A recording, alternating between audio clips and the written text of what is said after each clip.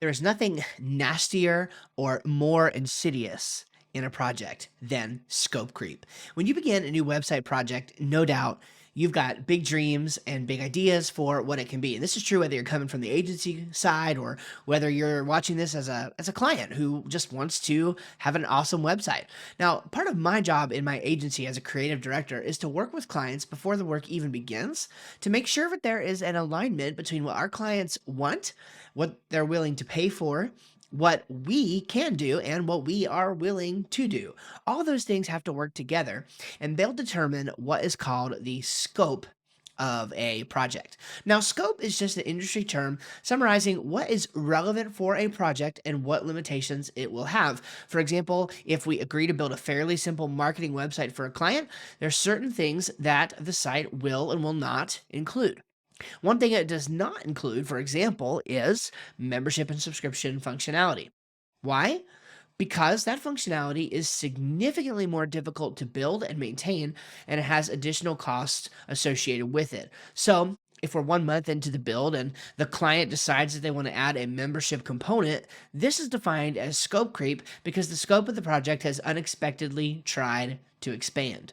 Now, our contracts clearly lay out what the scope is and also set boundaries around it. We're personally willing to scope out new work for a project, but we prefer to situate that in an additional phase of the project depending on the circumstances. Scope creep can kind of be like a cancer. Now, I know that's a rough analogy, but stick with me. The example, though it's a little harsh, is appropriate due to its nature. Just think about what cancer is. Cancer is unwelcome, unanticipated, inconvenient, it expands rapidly, it causes massive discomfort, and many more things. And all of these are true of scope creep. And when it really comes down to it, it's just a mismanagement of expectations. And in business, mismanaged expectations lead to hurt, frustration, pain. They're really annoying. And the thing is, they can be avoided. The worst thing of all is that it has the potential to erode the trust built between parties. And you know as well as I do, it's really, really hard to build trust in these days. When we go into a project, we love to feel like we're going to knock it out of the park.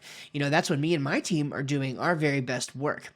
To get a month into the project with lots of time, energy, and money invested into it, only to find out that our client wants something entirely different is really disheartening. It means that they might be dissatisfied. And for any business that cares about its clients, that really hurts.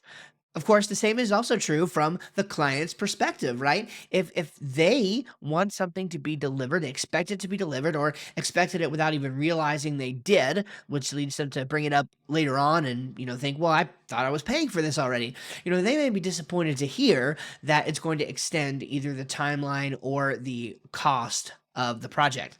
So hopefully you see how important it is to go ahead and take care of this from the very beginning and guard against it. Now, I want to talk a little bit about the difference between scope creep and cost creep, okay? Because there is a subtle difference between the two, even though they're very much related. Scope creep itself happens anytime the project expands beyond the original agreement, even if that expansion is minimal. So let's say that when we had our initial discussions, we did not talk about including social media profiles on the website. Now, as the client, you might shoot me a random email during the build and ask, hey, would it be okay to place our social media profiles somewhere on the site? Now, yes, that is an example of scope creep because we didn't discuss it. But to be honest, it's so minimal that we probably would have just went ahead and did it anyway. It certainly will be no problem to include those on there. But let's say you asked a different question, right? Let's say that you asked if we could stream all of your updates from various social media platforms and display them on the website in real time. Now, of course, this would constitute scope creep, but it would also include cost creep. And the reason is that in order to accomplish this task that's been asked of us now and included in the project, we need to do the following. Research and purchase a plugin that includes the software APIs for the various social media sites that you have. Install that plugin on the site and configure all the relevant settings. Style that plugin accordingly to look great across all browsers and device types. Get logged into your various social accounts, test and confirm that the information is displaying correctly. Make sure you're happy with how everything is looking and displaying. Make edits if desired, and then troubleshoot any potential issues. So each one of those steps could end up taking a long period of time. There's a lot of work involved. So when you put in those terms, it becomes really obvious that there are quite a few steps. And to be honest, that's a pretty light example that I just used of scope and cost creep. Something like membership functionality might actually have triple or quadruple those steps that I just mentioned. So what would we do? Okay, if we were talking in a web design project, we would politely inform you that this falls outside of the agreed upon scope, assuming, of course, that it does, and offer a few options. Now, in my business, NorthMax Services, I want to talk to you a little bit about how we handle scope creep. So, if you're a web designer, you can apply this in your business, or if you're a client considering working with a web designer, you can think about a couple different ways to handle it. For us, it's not really a huge issue. And this is because that we work on a generous retainer basis with our clients, which basically means most all of our clients pay us on a retainer basis. We work with them, they get a certain amount of hours per month and that's it, right? We can make changes and work most things into that. Even our websites are designed on that basis. So it's really not a huge problem. That said, it does still happen depending on certain kinds of projects. And there are a few ways that we handle it. One is that we just go ahead and add it now. Okay. So if it's something that's either small enough or it's extremely important to the project, it might be worth it to go ahead and add it on now so it doesn't cause any more pain later. Depending on the nature of the arrangement or the contract that we put together, that may require a one-time additional fee, an add-on recurring fee, or maybe even both, or maybe neither. Okay. So in certain cases, I think it's totally okay to let the scope creep up, but you have to do it with an awareness of what's going on. The second way to handle it is with a phased approach. All right. So many times scope creep happens on nice to haves instead of need to haves. In fact, in my personal experience, I think this happens quite a bit. It's mostly things that would just be good for the project or that you'd like to have on the project. It's usually not a need to have sort of thing.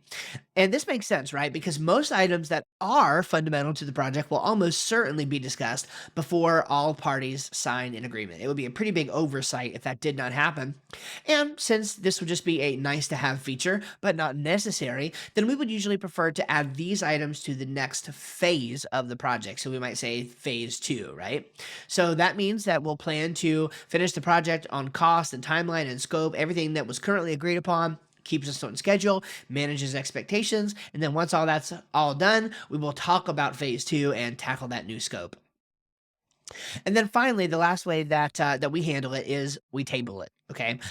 So this happens when sometimes a client will hear from a friend or a colleague or an advertisement about something that they could do with their site, but they're not really sure of the possibilities. They don't know what they don't know, and they know that, but they still want to explore it. Okay.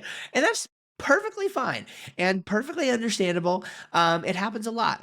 What it means, though, is that the item is likely not a huge priority. If you hear something from somebody and it sounds like a good idea, absolutely. Let's have a talk about it, but let's table that request until sometime in the future and not commit to focusing on it in the near future at all. So we get the initial build out of the way, any phase two items out of the way, and then we can tackle those extra nice to haves later on. Okay. Of course, assuming the site is working well and accomplishing goals in the distant future, then we can revisit that item and see if it makes sense to include. All right, I hope this video has been useful for you, an introduction to how to avoid the nasty, insidious scope creep that can happen in problems. I do want to ask you though, if you're somebody who's just looking for information on scope creep and you're considering working with a web design firm like ours, I would say that, web designers and agencies, we really don't want to disappoint you. Okay, so to be honest, it sucks having to go back to clients and ask for more money or more time. We like money, don't get us wrong, but we don't like disappointment, okay, at all. So if this happens, I just ask that, you be patient with us as we try to figure this out.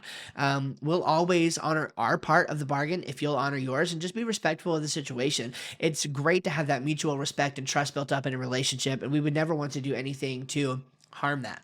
For us, it's definitely happened that we have had things come up that should have been included in the scope and they weren't, and it was our fault. And if that's the case, we'll absolutely honor that without additional fees and try to keep things in the clear in terms of timeline.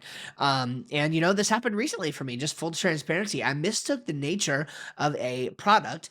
I was focused on another equally important aspect, but still I mistook the nature of the initial product, and it looked like that we were going to have to rebuild the e-commerce solution from the entire ground up, and that would not have been fun.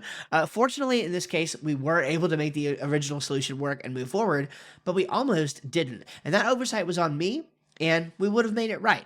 But I would say never be afraid to ask. If something comes up and you really want to have it on your website project, go ahead and ask about it. It's your site, and we want to do everything in our power. And any other agency you work with is going to want to do everything in their power as well to make it the site that you always dreamed of. It never hurts to ask.